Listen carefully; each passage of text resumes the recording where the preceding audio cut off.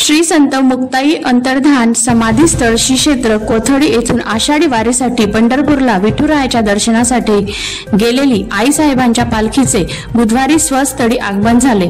त्यानिमित्त पालखी सोहळा उत्सव समिती व पंचक्रोशीतील नागरिकांच्या उत्स्फूर्त सहभागाने डोळ्याचे पारणे फेडणारी भव्य वारकरी सांप्रदायिक दिंडी स्पर्धेचे आयोजन करण्यात आले होते। स्पर्धेतील 102 भजनी मंडळांनी भक्तीचा मळा फुलवून श्री संत भूमी मुक्ताई नगरीला टाळ मृदुंग व हरिनामाच्या गजराने मंत्रमुग्ध केला। या अद्भुत सोहळ्याने मुक्ताई नगरातील अद्भुतपूर्व स्वागत झाले।